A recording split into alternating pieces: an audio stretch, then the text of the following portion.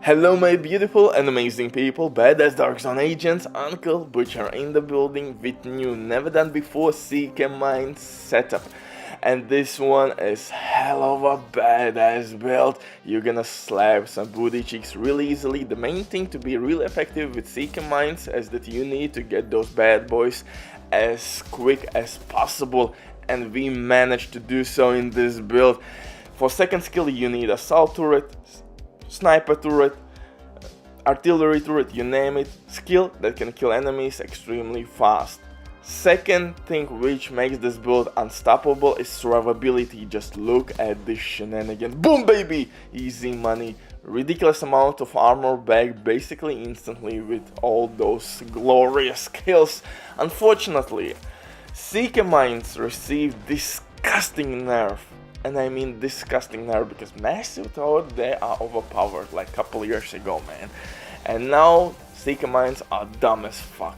Most time enemies will jump out of explosion radius, Seeker Minds will bug out somewhere in textures, behind the doors.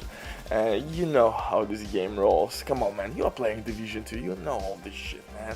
So only way how to be effective with Seeker Minds right now is to throw clusters as much as possible, and to do that we need the smallest possible cooldown, and we achieved it with Skillet talent and of course some dirty secrets.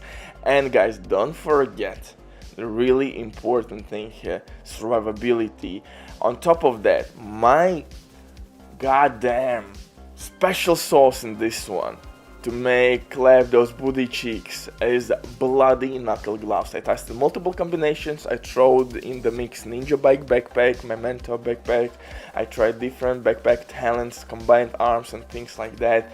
And actually bloody knuckle gloves work the best because I'm throwing grenades all the time to apply bleed effect, and that will proc my bloody knuckle gloves additional weapon damage, which will give me ridiculous damage boost in combo with Capacitor. But before we continue, quick word, they sponsor Diving.net. If you don't have enough time or good teammates but you still want to have all the best items in your game, then Diving.net is set for you. They have absolute amazing team on consoles. They will complete your order super quick.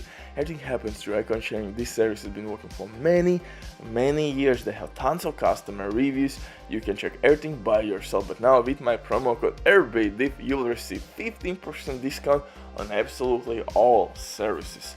But now let's get back to this never-ending Seeker Mind build. And like I said previously and in other occasions, actually Seeker Mind builds have some special place in my heart. I really loved Seeker Mind combination. I think I was using previously hardwired Seeker Mind setup, but that received a nerf. It was absolutely amazing to throw never-ending Seeker Minds, but like I said, right now hardwired is not the best option to use for Seeker Mind setups because we are losing ton of DPS, and cooldown is basically like 10 second loop is the smallest possible cooldown with hardwired gears. But in this setup, guys, we first of all can use demolition specialization, which will give us artillery turret, damage buff to our teammates, bleeding grenades, all those goodies. Also, I lost my thought, goddamn. Yeah, not only we can use demolition specialization, excuse me, but also we can use additional weapon damage core attributes, which is really important because our main weapon here is Capacitor, exotic assault rifle.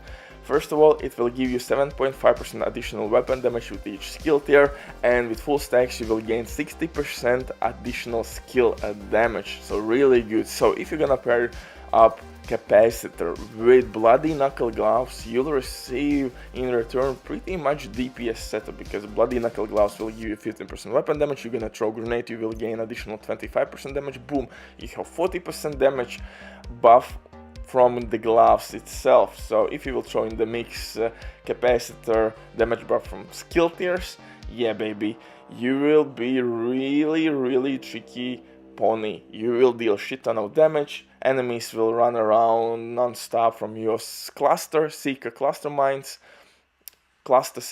yeah, that's correct order.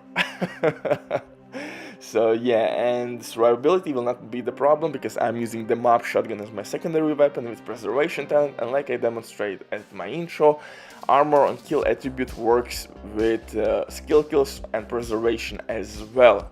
Especially if you will make some headshot kills on non-elite enemies, you will heal yourself instantly. For the pistol, TDI pistol with insane, and TDI pistol will give us additional skill tier, guys. To deal more weapon damage, I'm using 2 pieces from Heartbreaker gear set as well. Heartbreaker gear set will give us additional 15% weapon damage. Yeah, technically you could use maybe a Fenris piece and maybe 1 Walken and Harris piece. I guess that could work as well, but sometimes if you want to use maybe other weapons, maybe LMG, Blue Screen LMG, Bullet King LMG for non-stop shooting, Heartbreaker gear set is a better option. Yeah, you are losing a second attribute, but let's be honest here, you need only 1 attribute in this build, and that's skill damage. Second attribute, what you should look for if you want to use Fenris and Walken Harris, is armor regen. Armor regen is really handy for any skill build.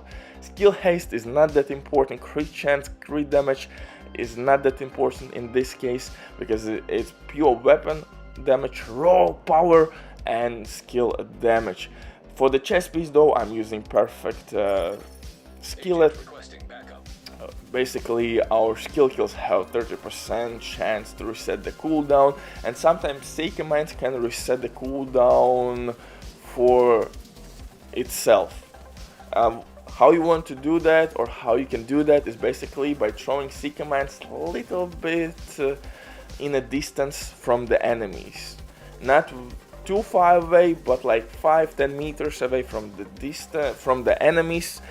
So you could trigger the cooldown, but Seeker Mines hasn't exploded yet, and when they will kill, for example, non-elite enemy or on heroic difficulty, they can kill a bunch of enemies pretty much instantly if they are standing next to each other.